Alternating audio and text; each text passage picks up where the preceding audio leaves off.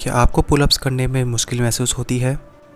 अगर हाँ, तो आज की वीडियो में हम पुलअप्स को स्टेप बाय स्टेप प्रोग्रेशन के साथ करना सीखेंगे।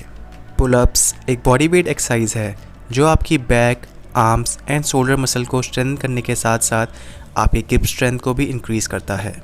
पहले स्टेप में पुलअप बार को दोनों हाथों से शोल्डर विड्थ से थोड़ा सा वाइड पकड़ते हुए होल्ड करें।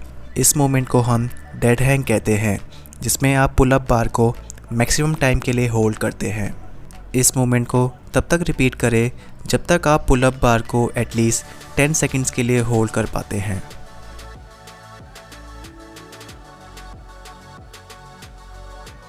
डेड हैंग के बाद अगले स्टेप में हम पुलअप बार को टॉप पोजीशन से होल्ड करेंगे। इस स्टेप में किसी बड़े प्लेटफॉर्म के सहारे पुलअप बार को टॉप पोजीशन पे होल्ड करें। इस स्टेप को तब तक रिपीट करें जब तक आप टॉप पोजीशन को एटलीस्ट 5 सेकंड्स के लिए होल्ड कर पाते हैं। अगले स्टेप में छोटे प्लेटफॉर्म के सहारे पुलअप बार को टॉप पोजीशन पे होल्ड करें। प्लेटफॉर्म के साइज़ को डिक्रीज़ करने से आप अपनी आर्म्स की स्ट्रेंथ से अपनी अपर बॉडी को ऊपर पुल करना सीख पाते हैं। इस स्टेप को तब तक रिपीट करें जब तक आप टॉप पोजीशन को एटलीस्ट 5 सेकंड्स के लिए होल्ड कर पाते हैं।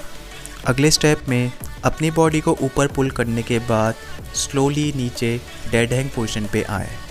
पिछले स्टेप्स को कंप्लीट करने पर आपकी आर्म्स में इतनी स्ट्रेंथ आ जाएगी कि बिना किसी असिस्टेंस के आप अपनी बॉडी को ऊपर पुल कर सकेंगे।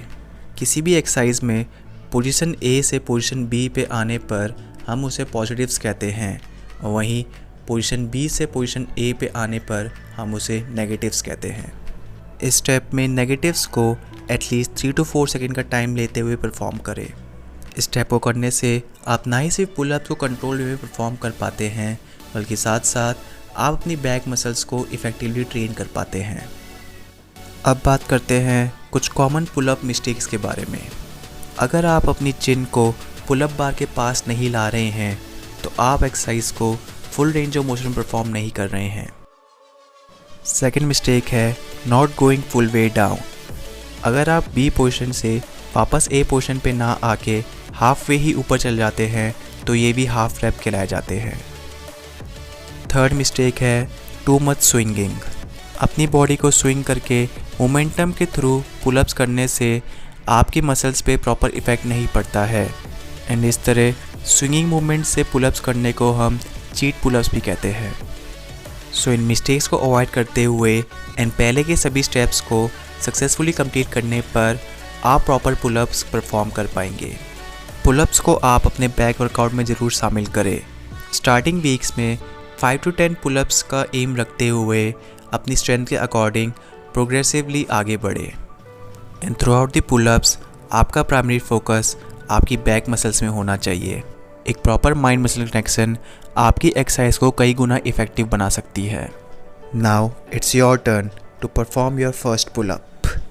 All the best and thank you for watching. Subscribe for more such content.